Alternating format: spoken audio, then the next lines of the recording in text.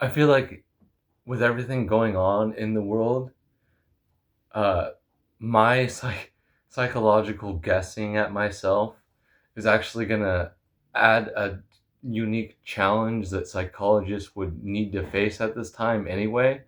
For example, if someone's touch deprived enough to want to be hit, is that appropriate to be letting them get hit? Is it still abuse, right? Would it still be illegal? I mean, it's sort of like what I'm saying is maybe sometimes we oversimplify psychology. And I'm saying we might be oversimplifying in the sense that we put everything into two categories. You're either really good, traumatized, or really bad, not traumatized. Yes, I'm doing that on purpose.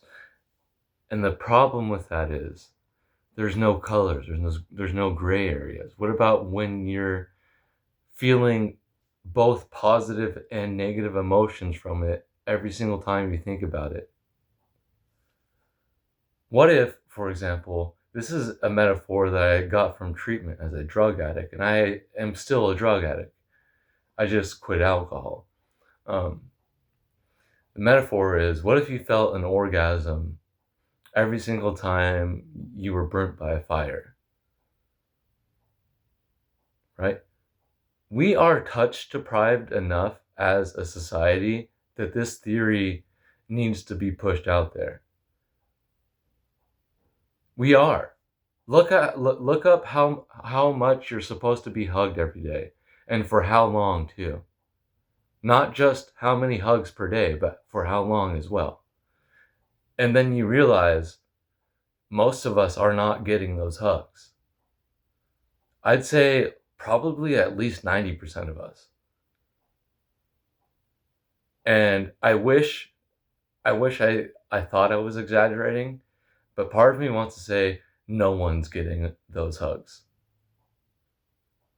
And if nobody's getting those hugs, we have a society that craves being touched even inappropriately. Where does that leave us when it comes to child sex trafficking? Children are going to be so confused mentally by their emotions, right? If this theory is real. If they do feel an orgasm every single time they are burnt by a fire, they're going to crave being burned alive. And they might just do it.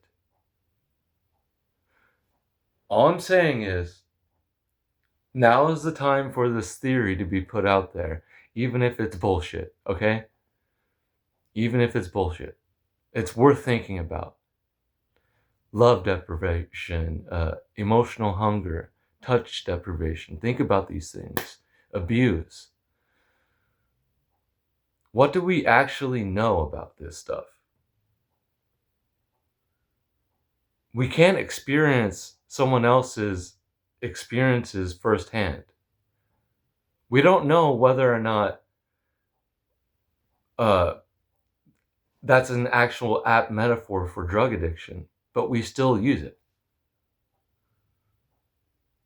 Because some people actually probably do feel a connection to that metaphor for a reason. That's all I'm saying. This one was longer than the other one. I really feel like it should have been shorter, but apparently I have a lot of emotions about it. I'm sorry. And I'm also sorry I look really ugly. Okay? Peace.